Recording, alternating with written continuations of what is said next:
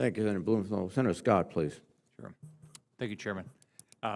Thank each of you for being here. Thank you for what you do. I just had the opportunity to go to Greece and Cyprus a couple weeks ago, and I was with Admiral Sharetta and some other sailors. And you really have to admire what people are doing. Could you talk about, General, can you talk about the importance of Cyprus and the importance of making sure we continue to allow them to get the military equipment that they need? The Eastern Mediterranean in general, Senator, thank you for bringing it up.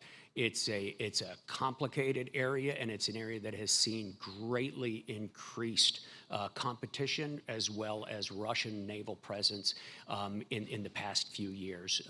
The establishment of the naval base in Tartus has been an important part of that. In my NATO role, we devote a lot of attention to that. And we have a couple of operations, maritime operations and air operations, that help us with that. And in my U.S. role, Naval Forces Europe work extensively down there.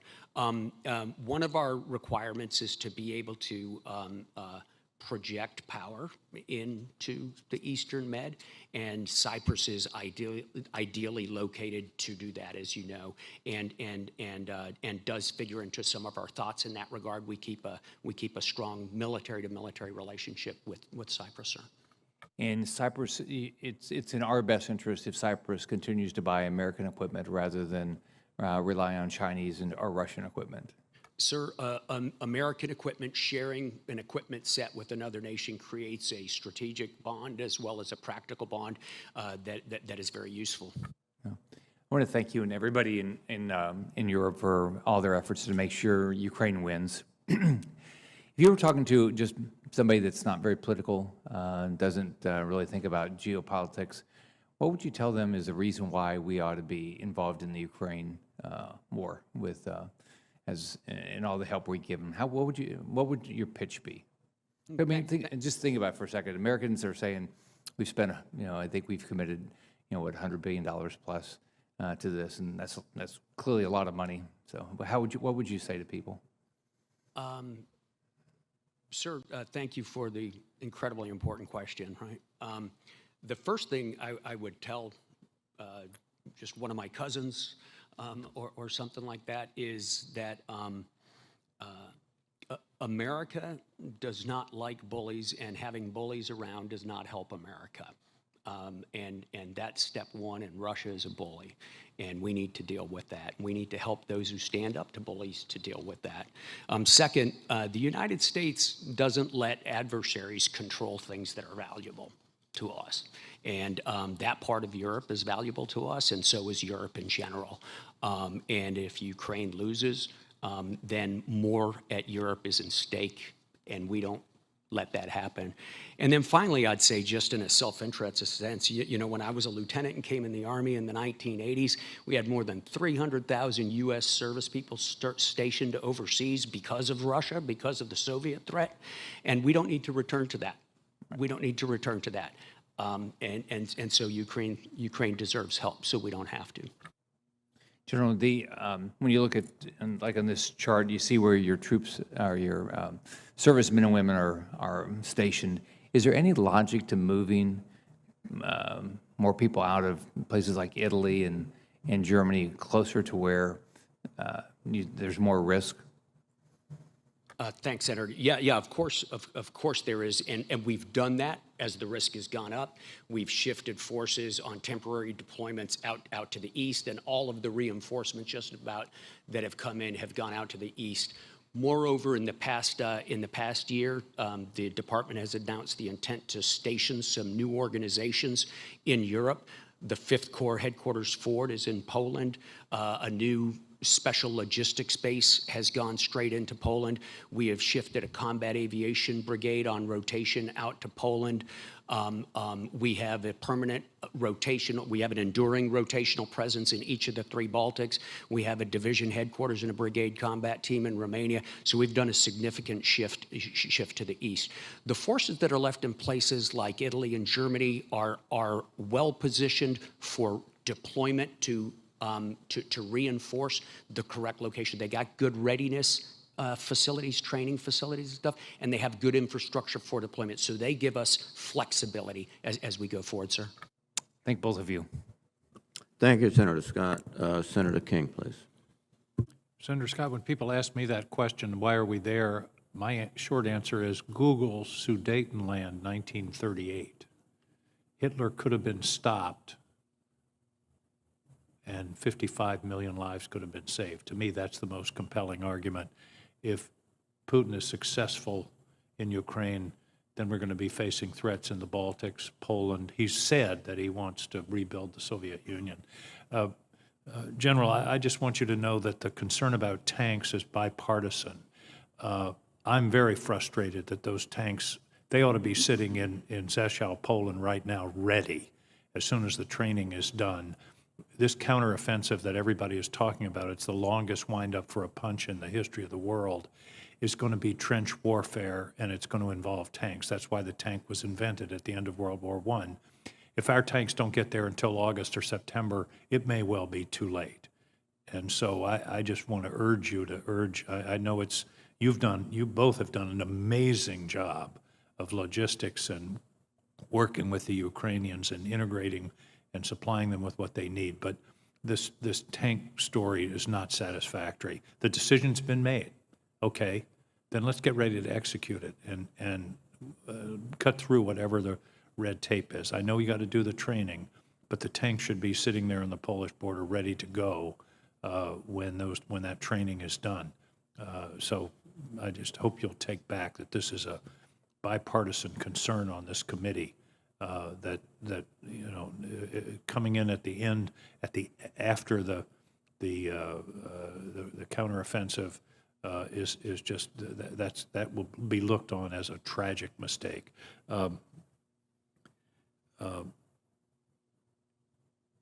I learned 5 years ago that the Russians have a doctrine called escalate to de-escalate, that they will use tactical nuclear weapons if they believe that they're about to have some kind of catastrophic loss on the battlefield. You were asked earlier, but I want to put a finer point on the question. Isn't it at least within the realm of the thinkable that Putin would use tactical nuclear weapons if indeed he felt that Crimea was at risk, or if there's a significant breakthrough by the Ukrainians in the south and east? Thanks, Senator. It has certainly been mentioned by members of the Russian government as well as by observers on the Russian political scene. That is the potential or the possibility for using nuclear weapons. And this is part of their military doctrine going back before this invasion. Yeah, yes, sir. The exact conditions under which they would do that, I think, are not completely known. And might not be completely known to them. They might look good on paper, but then when the moment comes, it might be harder to decide. Well, we have some insights into it, Senator, that I'd be, of course, eager to share with you in closed session. But again, as I said a few moments ago, our deterrence, our escalation management so far, as well as our deterrence, have held very well so far, and I feel comfortable where we are right now. Deterrence is the key. They have to understand that there will be a response that would be very costly to them. Deterrence is the heart of our, as you know, of our entire military strategy. Iron Dome. Wouldn't Iron Dome help? Why don't we have Iron Dome in Ukraine? Sir, Iron Dome clearly could help. And the things that we have provide help also. Oh, I agree. But Iron Dome seems to be particularly calibrated to the kind of low-level attacks that are coming in by drones and missiles. Yeah, I can't speak to exactly why Iron Dome in particular is not there, sir. If I could defer that to the working group that develops those solutions. I would, if you could take that for the record, I would really like to know, because we certainly helped to fund the development of Iron Dome, and it just seems to me that it fits in this situation, and we've moved Patriots in, and as you mentioned earlier, air defense is one of the most crucial things that the Ukrainians need. So I would like if you could take for the record some thoughts on how we could move forward with Iron Dome. I sure will, Senator King. Thanks. And you talked about China. It seems to me China can play either a useful role or a destructive role. And the jury is out on which direction. We've seen some hopeful diplomatic moves in the last 24 hours, but if they start supplying significant material to the Russians, that also could tip the balance in the wrong direction. Would you agree to that? I absolutely agree with that, Senator. Thank you. Thank you, Mr. Chairman. Thank you, Senator King. Senator, I believe Senator Budd. Thank you, Mr. Chairman. And again, thank you both for your service. It's great to have a former Deputy Commanding General of the 82nd Airborne Division before the committee, so thank you for your service, especially in North Carolina. General Cavoli, I have a few questions I'd like to ask about our foreign military sales process. And I've asked these questions, similar questions, of other geographic combatant commanders, and I'm hoping to finish this up with you. I'd appreciate, on the first part, just yes or no on each one, and then at the end, I'll have opportunity for you to expand, if you would. So is the current foreign military sales process, is it fast and flexible enough to meet our foreign partners' security needs in your area of responsibility? No, Senator. Does the transfer of U.S. defense articles build our partners' capacity to provide for their own defense? Absolutely, Senator. Does the FMS increase the interoperability between the U.S. military and those countries we sell defense articles to? Absolutely, Senator. It's one of the most important aspects of our foreign military sales. Thank you. Given the outstanding performance of U.S. defense systems in Ukraine versus the lackluster performance of Russian systems, are you seeing an increase in FMS requests from our European allies and partners? Without a doubt, Senator, there is an enormous appetite around the world for U.S. armaments right now. Thank you. And what particular systems are in demand right now? Sir, the ones that have been on display, the HIMARS system, the Gimler's rockets, radar systems, the Patriot missile system is in high demand, but I would point out that just about all U.S. armaments are looked upon around the world with great desire. There's great appetite for them. Thank you, General. And from your view, how are these FMS challenges impacting strategic competition with China and Russia on the European continent? Well, sir, in Europe specifically, they don't impact too much because the Chinese and the Russians aren't selling too much war material inside Europe. Clearly not to NATO, for example. And in fact, our European allies, with our assistance, are in the process of divesting their Soviet-era stuff. However, as you may know, I used to be the commander of U.S. Army Europe and Africa.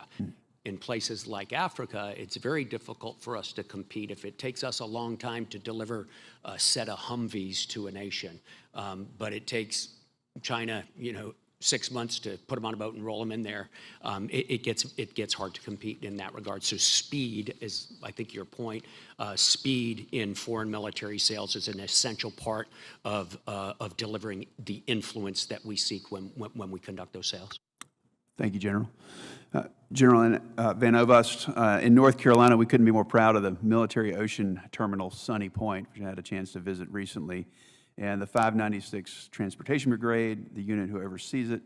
In the past, there have been concerns about staffing and funding shortages at Sunny Point and the nation's other terminals. Can you please provide an update on those issues and what resources, if any, are needed to ensure these critical transportation nodes are prepared to support the nation's needs? Thank you, Senator, and thank you for visiting Matsu. It's a critical ammunition outload location for America.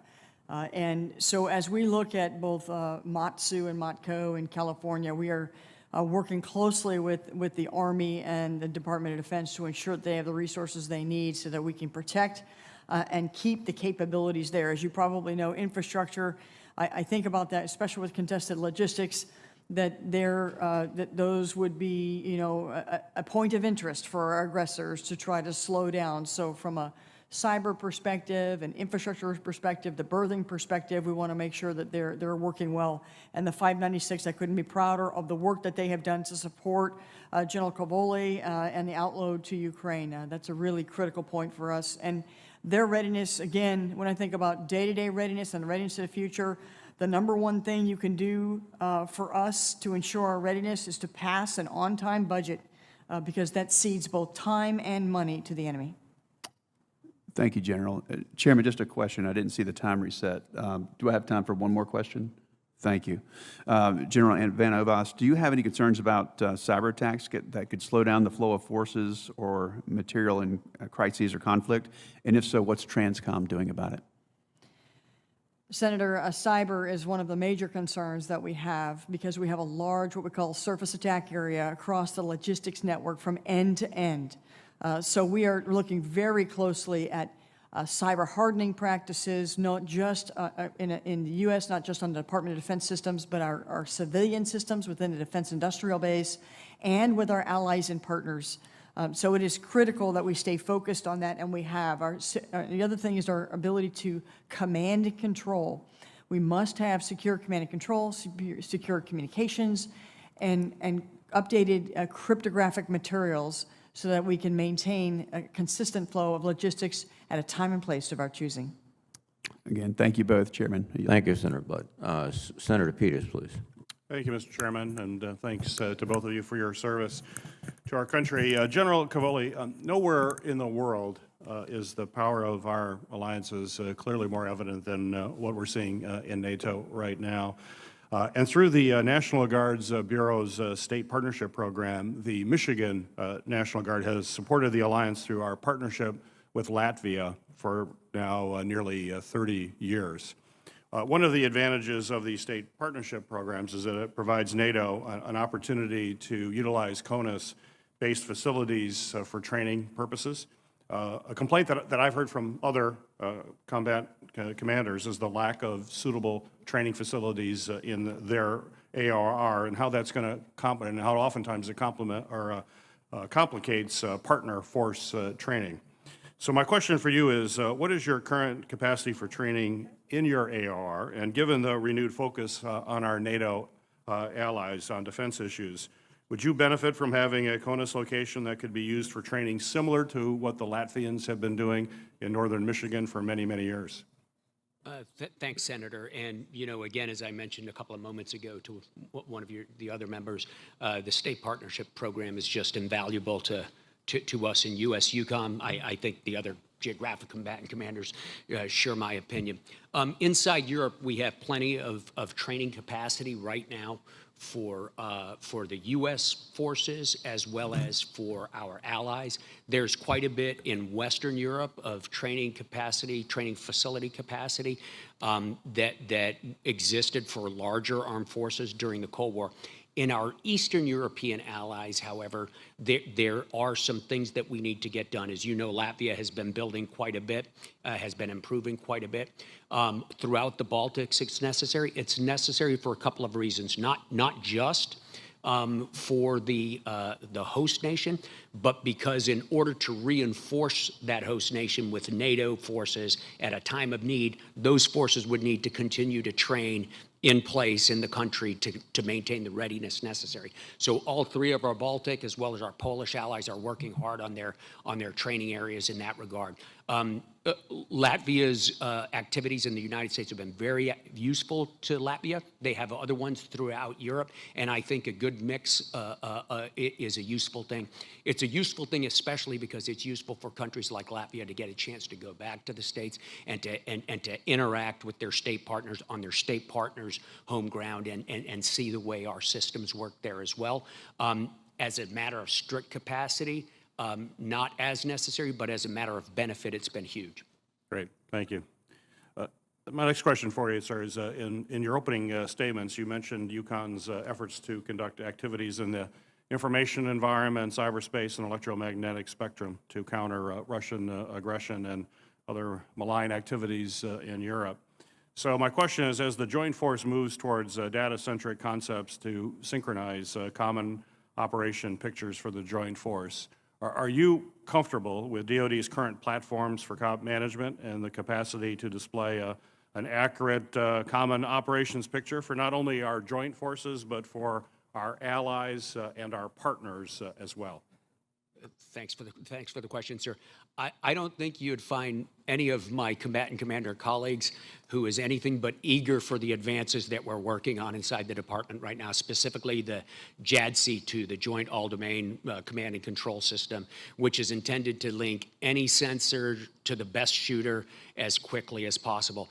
In my case, being the commander of European Command as well as the Allied Command Operations Commander, it's imperative that that JADC2 be combined JADC2 so that we can share it with our allies. In the allied space, no, sir, I am not satisfied. We have work to do, and I'm eager for the efforts of the department to continue to bear fruit.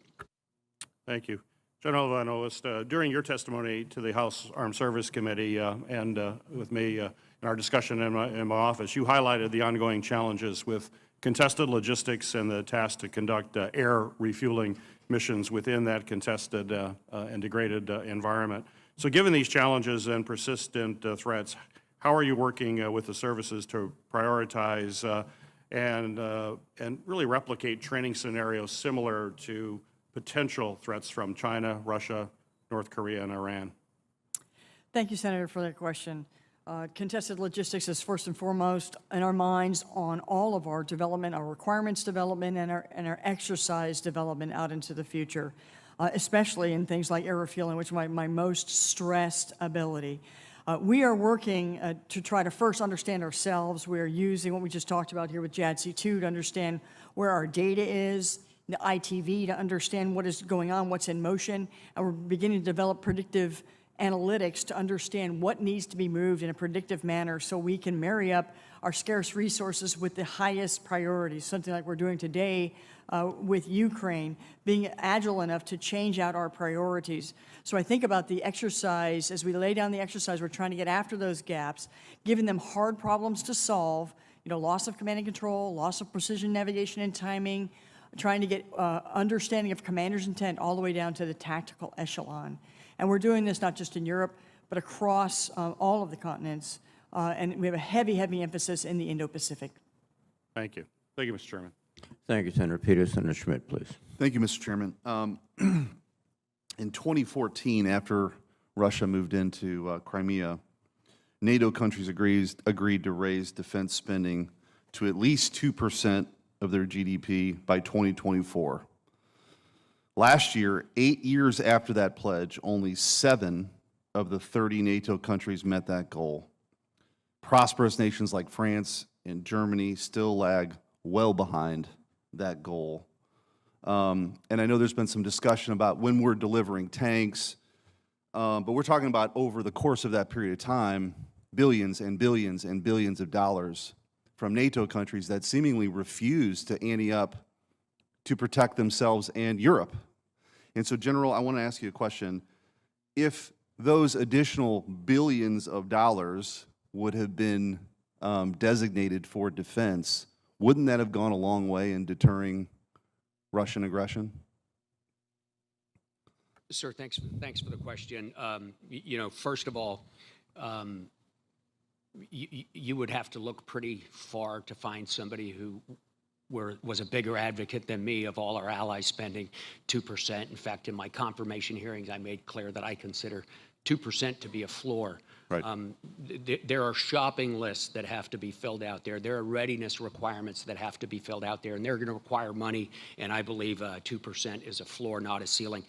Where we are right now, so in 2014, we had an average spending of 1.4% of GDP, sir, across the alliance. Now we're at 1.8%, which is still short. We've got 10 allies with the addition of Finland this year.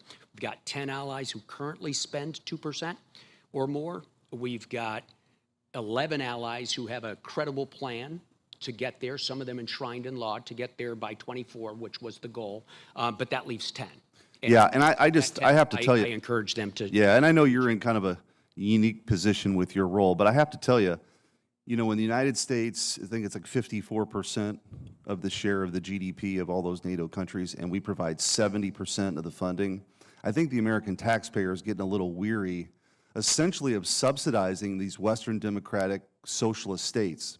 So when they're not investing in their military to defend their backyard, they're using that money on social programs that we may or may not agree with, but yet the United States continues to have to hold the bag. And we're having legitimate questions today about delivery of weapon systems, but I would argue that if they were actually meeting what they should be doing on their own continent, Russian aggression would have either been deterred or, you know, Ukraine would have what they need. And I want to ask about one country in particular, France. You know, President Macron recently visited communist dictator Xi and said that it's not in Europe's interest to strongly support Taiwan and stand allied with the United States. I find this comment, by the way, totally insane. Do you have a sense that France is on their way to meeting their NATO obligations, this amount of funding? Because that's a pretty bold statement for the president of a country that kind of refuses to live up to their own commitments. Senator, I of course, you know, read the coverage of those comments and everything, and I think I'll leave commentary on them to my civilian leadership. Fair enough. I am a huge advocate of burden sharing, sir, and I believe the plans that we're working on in NATO will create the blueprint to get to that. Well, that's probably a question more for Secretary Blinken.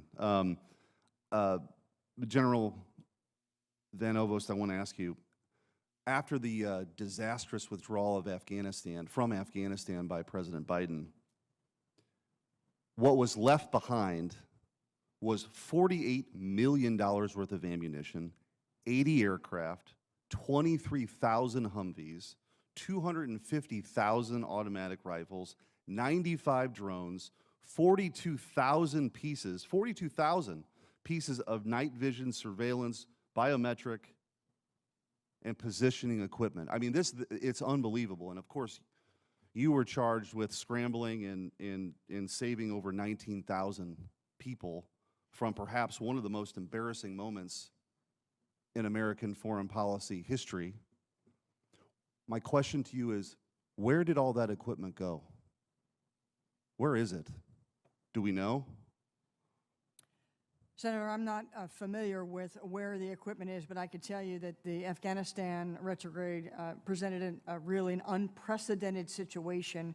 We had a rapidly evolving security deterioration there on the ground, and I am proud of how the U.S. service members were able to evacuate and take care of our Afghan citizens. No, I agree, and I applaud you for that. And in fact, a serviceman from Missouri, Jared Schmitz, lost his life that day.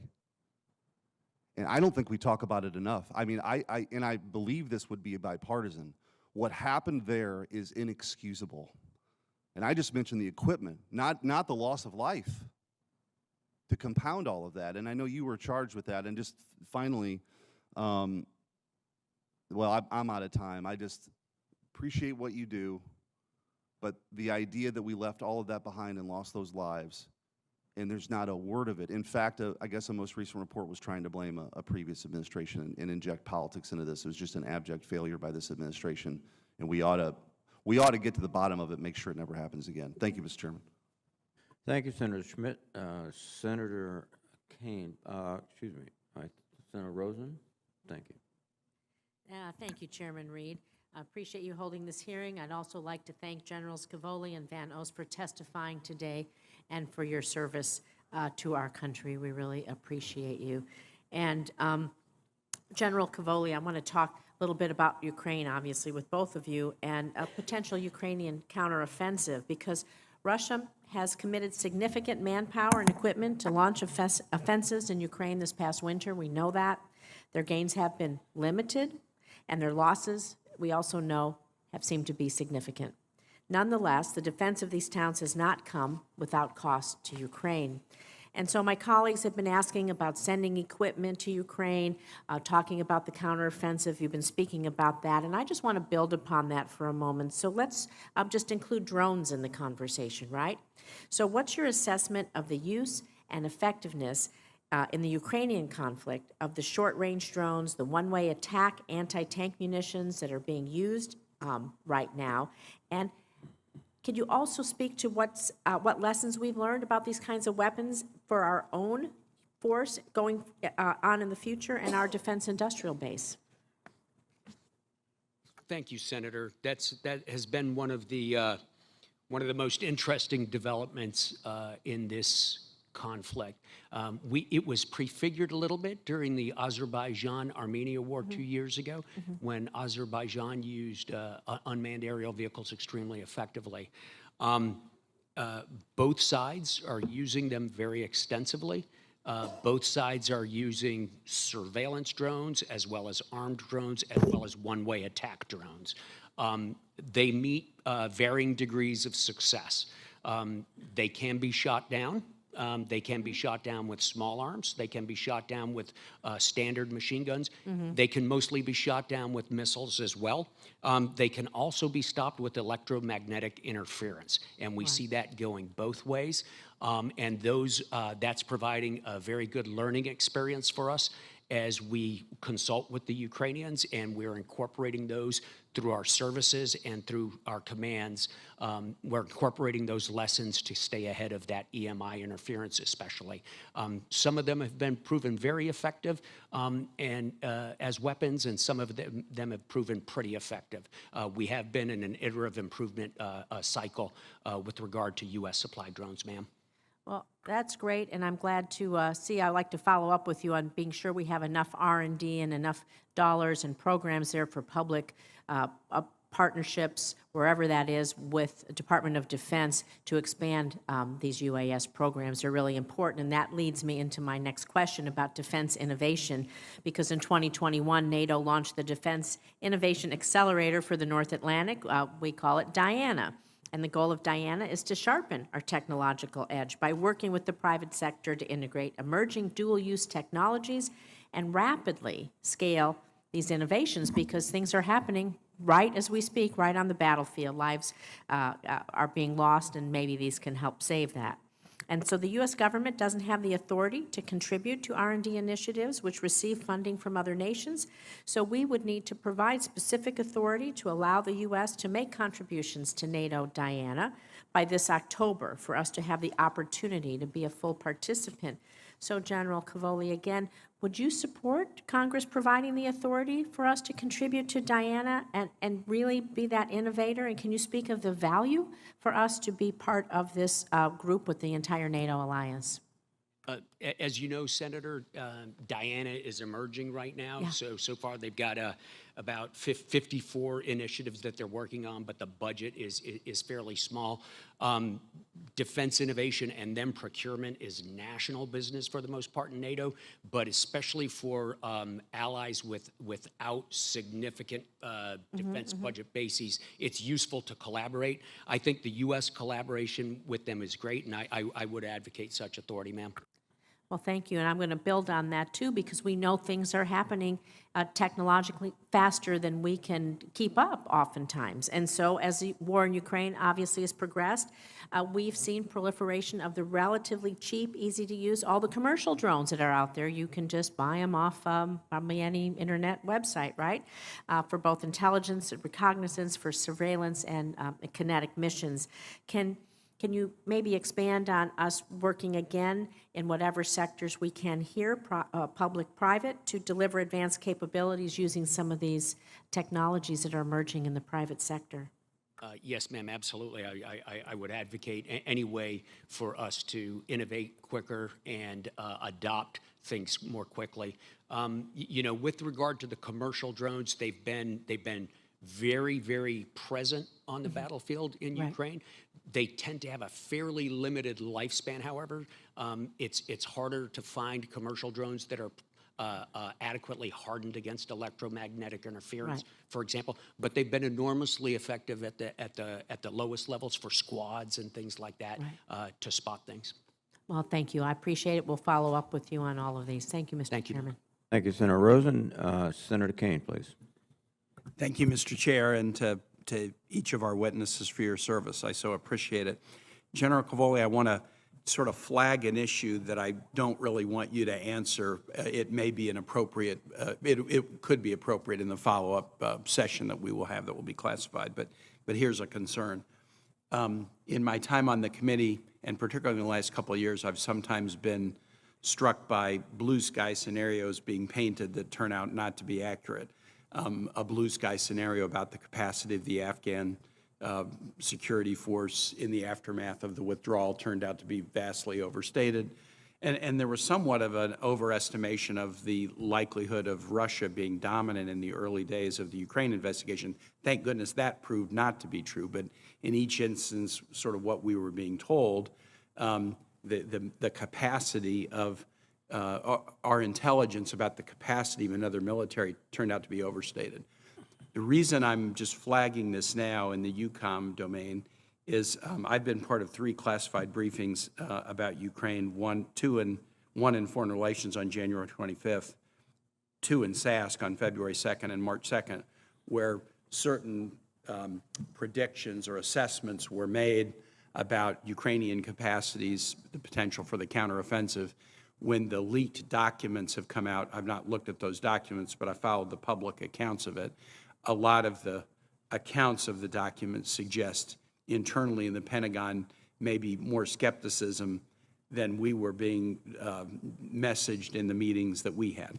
And again, I don't think the right time is to talk about this now, but I hope during the next session that we have, we may dig into that a little bit, because I want to make sure that the assessments being given to this committee are, the best current information, so that we are not led to believe one thing when there may be a lot of folks in the Pentagon thinking something else. And so I'll leave that there if I could, but I do think it's something we ought to discuss in the classified setting. I look forward to that, sir. Great. General Van Ovost, I have got a couple for you. In the Indo-PACOM, our ability to access logistics support is going to be absolutely critical. And there are some challenges because of distances across water that are not necessarily challenges elsewhere. How is Transcom considering supporting the joint force in a contested logistics environment like the Indo-PACOM? Thank you, Senator. It's something we think of every day. We are postured to operate on a global scale, but our adversaries are growing in their capabilities to disrupt, degrade, or deny our ability and our freedom of maneuver that we've so enjoyed around the globe. In fact, as I think about European Command and Europe, we enjoy very robust ground lines of communications, and we're able to use essentially all of them, frankly, without impedance. As I think about the Indo-Pacific, we're going to be using more of fast sea lift and air than we would be in ground like we're seeing. So we have to change our tactics, techniques, and procedures. We're working with the services on their concepts to ensure that we can integrate end-to-end across the entire deployment distribution enterprise so we can deliver where and when Admiral Aquilino needs it. And then one other question in that space, global bulk fuel. And again, in the Indo-PACOM, that could be particularly challenging.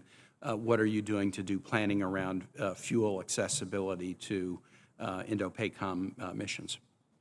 Senator, U.S. Transportation Command has been designated the single manager for global bulk fuel in this latest Unified Command Plan that just came out. And so what we're doing is we're taking a new approach of synchronizing end-to-end fuel so that we can assuredly deliver where and when we need it in a contested environment. So we're taking the very best of what DLA Energy does to combine it with what we do for global command and control and prioritization and managing in this new environment. So we are relooking the posture of the fuel in the Pacific. That includes not only the stations, the places we're going to keep it, both on land and on the water, as well as how we're going to maneuver fuel around that area. And let me just to add to that, we have robust fuel capability in the European theater, as we did in the Central Command theater. And so this is, a concern we have right now. We're getting right after it with our tanker security program, with movement of fuel, and also with our ability to really look and give a real feasibility assessment on the ability to do that warfight to the Indo-PACOM commander. And I could not do it without your support for the Pacific Deterrence Initiative, which allows us additional funds to do exercising and interoperability and to lay out the logistics posture that we're going to need in the future. Thank you both very much. Yield back. Thank you, Senator Kane. Senator Duckworth, please. Thank you. Good morning to our witnesses. General Van Ovost, thank you for your discussion last week, highlighting all the great work Transcom is doing at Scott Air Force Base in Illinois. Transcom is the linchpin of projecting and sustaining the force, key to our strategic deterrent. I also recognize that joint force sustainment is a whole of government and whole of nation effort. Transcom must coordinate and balance equities across multiple government agencies, numerous industry partners, and diverse allies and partners in order to project and sustain combat power. General Van Ovost, I don't think enough people realize how complex your mission really is and how critical that message is, and how critical the people in Transcom are to tackle their everyday mission. Can you speak, just for an example, to the efforts that your command is supporting right now, both at headquarters at Scott Air Force Base and around the world, just to paint a picture of how complex your mission is? Thank you, ma'am. We've discussed our key priority of supporting European Command in supporting Ukraine and their defense. But beyond that, we have supported down the State Department with Sudan with the support for moving the diplomats out of Sudan in this recent crisis. We were inside 24 hours of the devastating series of earthquakes in Turkey. Our ability to launch out within 24 hours the urban search and rescue teams with the dogs and the cement breaking equipment to get to their rescue, as well as deliver a 100-bed field hospital. We are doing extensive exercises around the globe in almost every continent to increase the interoperability with our allies and partners and to ensure access spacing and overflight and agreements that's going to keep our freedom maneuver into the future. We are also, of course, doing the global bulk fuel mission. And, of course, I can't forget our families. We're moving 311,000 families a year all around the globe to achieve our mission. Thank you. Your witness testimonies both underscore your combatant command's effort to exercise the joint force. In Eucom exercise Defender Europe 24, General Cavoli and General Van Ovost, Defender Europe 24 will assemble a division-level formation on NATO's eastern flank for the first time since the Cold War, and I quote your testimony. Transcom is regularly wargaming with partners and stakeholders to identify and close operational gaps to strengthen deterrence and develop new concepts to prevail. If both of you could answer this question, can you explain how your combatant commands have exercised with each other and other combatant commands? What is the relationship between geographic and functional combatant commands as the joint force looks to exercise, experiment, and integrate new tools and capabilities? I know I'm very macro today. Thank you, Senator. No, that's a great question because it gives me an opportunity to talk a moment about Transcom. So geographic combatant commands are responsible for delivering military results in a specific AOR. There are other commands that are in charge of a specific function, usually globally. And General Van Ovost obviously does transportation.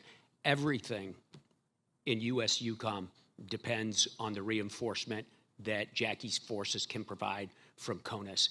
It is remarkable. We exercise it literally every day, ma'am, for routine movements, for rotational force movements, as well as for exercises. I said in my opening statement, there is literally nothing in the world like U.S. Transportation Command. Thanks, ma'am. We are participating in an extensive series of exercises across the joint portfolio that allow us to increase our capabilities, to test new concepts, and frankly, old concepts like convoy operations with not only the United States and our allies and partners. And I appreciate the comments by General Cavoli. Functional combatant commanders do bring extensive experience in our specific areas, space, strategic nuclear deterrence, and in transportation, and it's an honor to work with them. Thank you. General Van Ovost, we had a good conversation about aeromedical evacuations. I'd like to sort of expand on that a little bit, especially as it applies in a contested environment and the vast distances of our nation's joint force. that we might be facing in the future, especially in the Indo-Pacific region. Can you speak to efforts currently underway at U.S. Transcom to bolster the critical aeromedical evacuation capability? And also, what are you doing to provide our wounded service members rapid access to medical care? Because we talked about maybe they have to go someplace in between, especially when you're in a place like the South Pacific. Thank you, ma'am. This is a critical question. You know, we have performed brilliantly over decades with the golden hour. I know. And countless people saved, ma'am, yourself included. But you know, in a near peer, a global power contest, we expect high casualty rates. In fact, I expect to be able to have to move the same amount of patients I moved in 2022 the entire year on a weekly basis. So we've got to do something differently. And here's what we're going to do. We are working with other partner nations to try to understand what capabilities that they have, both in theater and their movement capabilities. We're working with the services on a multimodal platform to move patients in mass form. We are working on innovative capabilities for patient movement items. And we're also looking at ability to have smaller crews of people work on larger numbers of patients via using wireless and talking to doctors that are on the ground while we're in the air. So we want to bring all of this together to try to reduce the risk. And to your point on allies and partners, where there is capacity with allies and partners, we're looking into agreements to try to ensure that they'll be able to support us as an interim location until we can get them back to the United States. Thank you. I'm over Thank time. you, Senator Duckworth. Senator Manchin, please. Thank you, Senator. Thank you all for your service. Everybody here, I appreciate it very much. General Cavoli, I just had the pleasure of being able to go to Ukraine and speak with Zelensky, and I was with Senator Kelly and Senator Murkowski. It was a great trip. We learned an awful lot about that, and we talked directly to them. Our main concern was transparency. For every dollar that we're sending in, for every bullet that we're sending there, making sure it's being accounted for and used properly. And that was our biggest concern. We took it to everybody we talked to in Poland, and also, you know, we went to the staging area in Poland. And they told us that after it leaves there, that the tracking is not as good from once they leave it in Poland, put it in the theater. So we're trying to work with our ambassador there, Brink. She has, with a little bit of help there, some personnel, she'll be able to track it much better, but they're staying on top of it. I left very satisfied knowing that we have good grasp, and they knowing how sensitive this is, because the naysayers that we have, and you have them everywhere to a certain extent, but they're a minority. I don't want to give them any credence whatsoever, credibility that something happened wrong. We shouldn't be sending equipment, we shouldn't be supporting, and we shouldn't be financing it. How do you feel about that? And you are, I'm sure, tracking the same thing. Thank you, Senator, and thank you for your recent trip, and thanks to your staff for sharing your after-action review of your trip. Also, it's very useful to us. So I feel confident that there has not been specific illicit transfer or pilfering of material. I believe we're aware of one case reported to us by the Ukrainians of a couple of automatic rifles that were attempted to be diverted, and those guys have been arrested. And they're so by and large, this is an extremely strong effort that we're putting out. We recognize how challenging it is. However, a couple of things about the way we do it. So when things go to the staging base in Eucom in Poland, there we inventory all of it at that point. I saw the clipboard. I saw all those pasties on the board. And then we ingest it into a computer software system that we've given to the Ukrainians that we maintain access to, so we can track their tracking of it. Where they're putting the equipment. Exactly. And, you know, so we track it. Let me just say, I know our time, but I want to say a couple things here. I truly believe that we're not telling our story. With the amount of support that we're putting in and all of our allies, there's always going to be a hiccup. Something's going to go wrong. We haven't built the base of how well we're regulating and staying on top of this and monitoring and the transparency. If Zelensky said it once to me in an hour and a half we were there, he said it 10, 15 times. Bring 100 people in. Observe what we're doing. We're happy to share. Do whatever you want. And if you see something wrong, let me know, because we're looking for it too. We're not telling that from our side of it. And it's not being, and I just think that we need to get ahead of this, because that way, there's no saying, tell your story before they tell one on you. As soon as they see something wrong, they're going to blow it out of proportion. And there's so much good support that we're giving them, and so much valiant fighting that they're doing. I just don't want to lose that. Thank you for giving me the opportunity to tell part of the story, sir. Our defense attaché office has been diligently going after Tell the press, this tell every your day. press people to start putting things out. We're happy to work with them. We're happy to coordinate with you all to put out what we saw firsthand and the confidence we had. I put a statement out. I'm happy to continue that. Thanks, Senator. Let me throw this We're at you happy for you too. to. I'm concerned now about our Baltic allies in Albania, Bulgaria, Croatia, Montenegro, Northern Macedonia, Romania, and Slovenia. They're all kind of tied into this Turk Stream, okay? The same as the Nord Stream is tied into Europe. They're tied into Turk Stream. We know exactly what Putin will do. He used energy as a weapon. Are we doing anything so they don't get caught in the same thing that our allies did up in Europe? Sir, thanks. So, of course, the closure of Nord Stream and the weaning off of Russian gas through much of Europe has been an incredible success story of the last year. It is not universal, however, as you point out. We got a lot of vulnerability down here, and he'll have the same playbook. And it's exactly, sir. It's the exact same playbook. So we work with them to wean off it. We're not the lead agency on that. I'd defer to the Secretary of State or the Department of State for specifics on what exactly they're doing. Okay. But we are operationally not dependent. I'll reach out to them because I'm chairman of the Energy Committee. Yes, sir. We want to do everything we can to basically back them up so they don't get caught exactly like our European allies did. Strategically, it would be very welcomed by Eucom and NATO. Can you briefly comment on developments regarding Turkey's relationship with NATO? I just can't believe that here they are holding up the Swedes, okay, made it very difficult for the Finns, and they're playing footsies with the Russians. Makes no sense to me at all. Sir, clearly there's a lot of policy wrapped in there, and I'll defer to my civilian leaders on those questions. I would point out, sir, that there is a sharp difference between our military relationships and our other relationships when it comes to some countries. And I was just down in Antakya with the Minister of Defense and the Turkish Chad a couple of days ago, looking at the humanitarian assistance that we've provided through the U.S. and NATO for the earthquake. And I would just point out there's a pretty distinct difference between our military relationship. I'm so sorry, Mr. Chairman. Please. But didn't they acquire the S-400 from the Russians? Oh, yes, sir, yeah. And they canceled F-35s? That's exactly right. Yeah. Okay. So you think I need to take this in a different direction? I got you. I got you. I know. The policy issue, sir. I got it, sir. I got it. I will, too. Thank you both, and thank all of you for your service. I appreciate it more than you know. Thank you, Senator Manchin.